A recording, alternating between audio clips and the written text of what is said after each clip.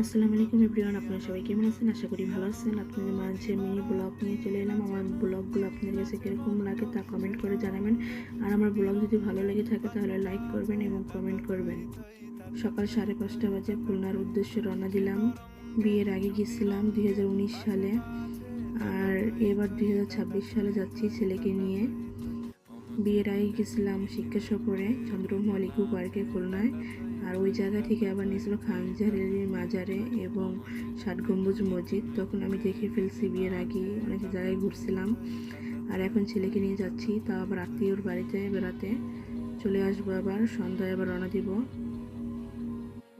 আর অনেক ভোর, এই টাইমে আবার ট্রেন যাচ্ছে, তাই রাস্তাটা একটু আটকে দিয়েছে। ট্রেনে যাচ্ছে, সবাই ভিডিও করছে, আমি একটু ভিডিও করে নিলাম। কত সুন্দর ট্রেন যাচ্ছে। আমরা পরিবারের কিন্তু সবাই যাচ্ছি খুলনায় আমাদের আত্মীয়ের বাড়িতে। আবার গিয়ে খাওয়া দাওয়া করে বিকালবেলা রওনা দিব।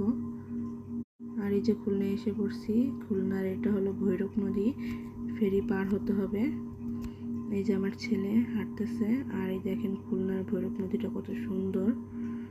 আর এই যে কত গাড়ি এটার উপর উঠাইছে। আজকে এই পর্যন্তই, আল্লাহ হাফেজ। আপনারা সবাই ভালো থাকবেন।